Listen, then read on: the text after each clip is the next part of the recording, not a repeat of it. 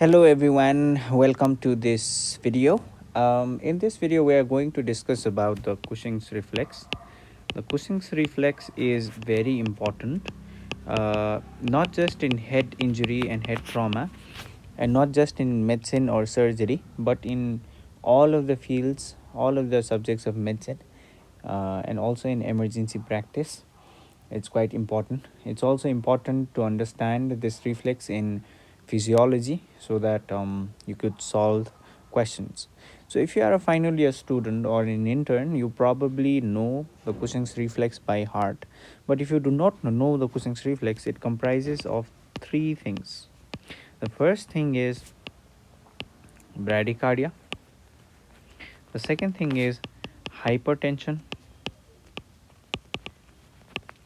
And the third thing is irregular respiration. Irregular respiration. Okay. So this Cushing's reflex is mediated by the medulla, and this is actually secondary to raised intracranial tension. Okay, this is secondary to raised intracranial tension. So we've understood what a Cushing's reflex is, but and I think most of you already know what a Cushing's reflex is, what are the manifestations of Cushing's reflex, and what are the causes of Cushing's reflex. Any head injury or any intracranial space occupying lesion that can increase the intracranial tension can produce this Cushing's reflex. But why does this happen?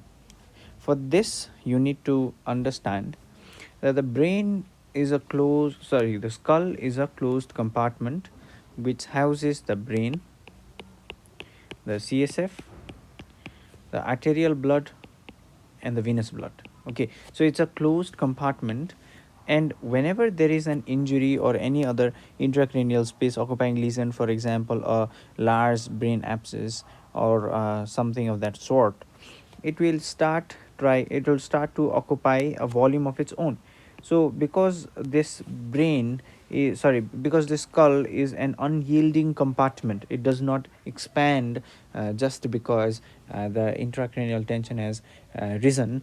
There is a sorry just because there is a press just because there is a mass, the mass the fact that there is a mass does not push the skull bones outside, does not cause a diastasis of the sutures, although that is seen in children.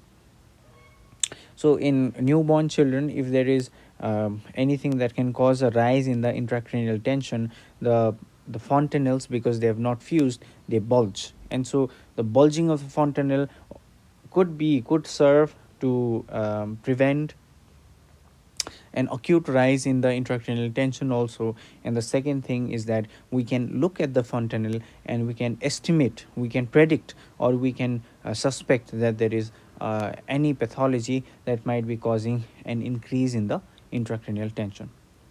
So that is something that happens in children, but in adults there is no space for the uh, for the for the skull to accommodate the new mass or the new lesion inside the skull. So because of which it will start to occupy its own volume, and it will start to push on the brain, as well as push the blood vessels, as well as push the ventricles. Okay, it will constrict the ventricles, it will constrict the brain, and it will start to push the vein. So if I have a picture here, I probably do. So let's say, for example, this is the midline, and this is probably the midline.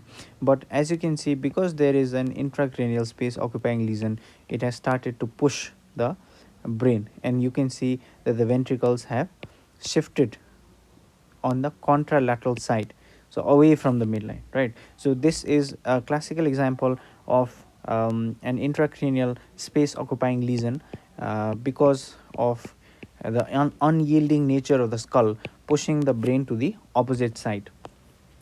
Now if it is pushing the brain to the opposite side, constricting the ventricles and constricting the arteries, basically constricting the venous as well as the arterial blood supply, what would happen? The brain would now start going into hypoxia. For that, and brain going into hypoxia means that the cerebral perfusion starts to decrease. Okay, as a protective reflex or as a protective phenomenon, the body will try to maintain a cerebral perfusion. Before we understand how it does that, let us understand that the normal cerebral perfusion pressure, that means the normal pressure of the blood going into your head, into your brain, must be at least more than 60 millimeters of mercury for the blood to enter into the brain.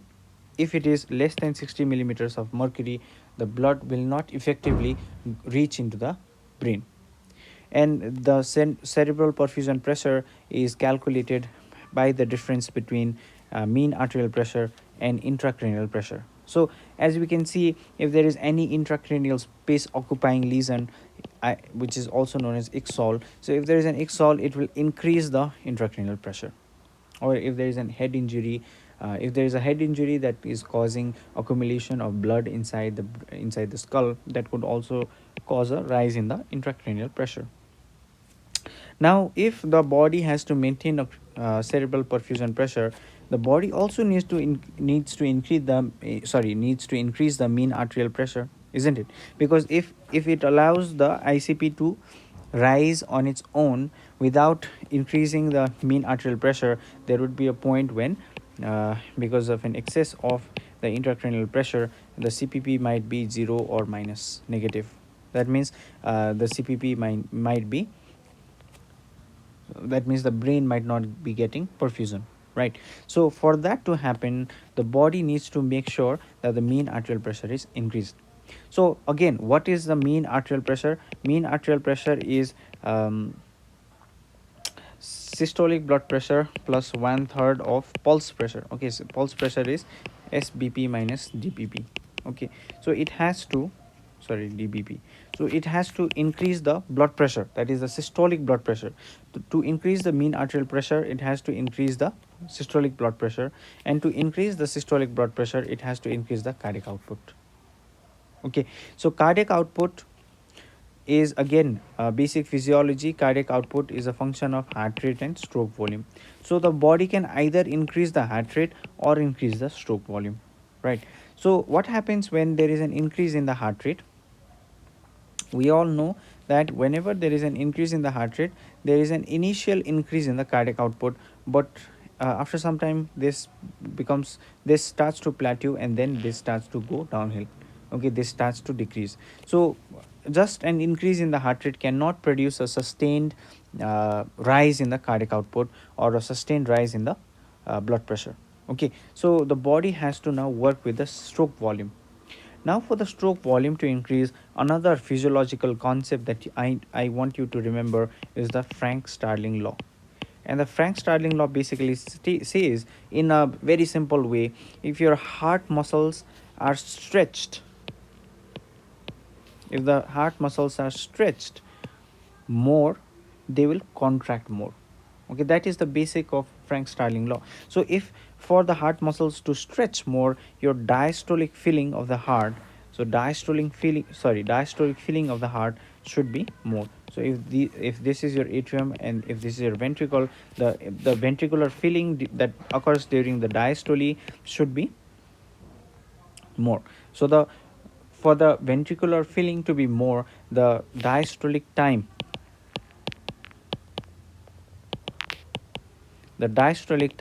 should also be more. That means the ventricle should relax for a longer time to accommodate more blood into the ventricles. If it is accommodating more blood into the ventricle, it can push more blood outside, because more blood into the ventricle means the ventricle gets stretched, the ventricular myocytes, the myocardium gets stretched more. And if the myocytes are stretched more, they will contract more and they will increase the stroke volume. So that is exactly what happens whenever there is an increase in the end-diastolic volume, that will increase the stroke volume. For the rise in the end-diastolic volume, there should be increase in the diastolic filling, and for diastolic filling to increase, there should be a increase in the diastolic interval. That means the time that the heart takes in diastole should be increased. This increase in diastolic interval causes bradycardia, because the heart is now contracting. It is not contracting rapidly, it is contracting at a slower pace. It is allowing the heart to fill, and it is pushing once it is pushing the blood out. It is contracting once there is enough blood, in order to increase the stroke volume and in order to increase the systolic blood pressure or the blood pressure. So if it is increasing the stroke volume by decreasing the heart rate, that is bradycardia. That is the reason of bradycardia. Increase in the stroke volume causes increase in the blood pressure, and hence an increase in the mean arterial pressure. So increase in the blood pressure is known as hypertension. And in the beginning of this video, I have told you that the Cushing's reflex is mediated by the medulla, and medulla also has the respiratory center, so it also causes altered respiration in these people. There is another variant. All of us know about the Cushing's reflex, but sometimes there is another variant of Cushing's reflex which is known as in which there is hypotension rather than hypertension. So if there is hypotension, that is obviously not a good thing, because the mean arterial pressure will not be maintained. And if there is hypotension in a patient with brain injury, we have to suspect either that this patient has a concomitant spinal injury, because concomitant spinal injury could mean that the patient is in spinal shock, and whenever there is spinal shock, there is loss of sympathetic tone. And the normal blood vessels in our body, they are maintained in a sympathetic overdrive. Okay, so there is a basic sympathetic action on these blood vessels is more than the parasympathetic action. So these vessels, the vessel wall tone is maintained by the sympathetic nervous system. If there is loss of sympathetic tone, there is a decrease in the peripheral resistance. That means the peripheral blood vessels will start to dilate, and the blood gets pooled in the peripheral system circulation. Okay, so if the blood gets pooled in the peripheral circulation, your the blood returning to the vital organs like the heart and the brain and the kidneys and the liver will be less, and so the patient will suffer more. Okay, so that is what is happening. So that is a variant of the Cushing's reflex. And just because I've mentioned about the Cushing's reflex, let us also mention the Cushing's ulcer, which is an ulcer in the acid forming area of the stomach. And this is again something that is seen in head injury. Okay, in people with head injury.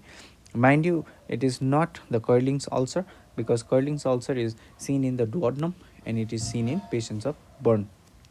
So this was about the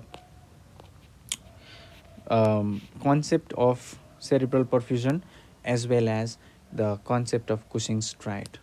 I hope now the next time someone asks you about Cushing's triad, you'll be able to explain nicely, explain it to them. Okay, so thank you for watching this video and have a great day.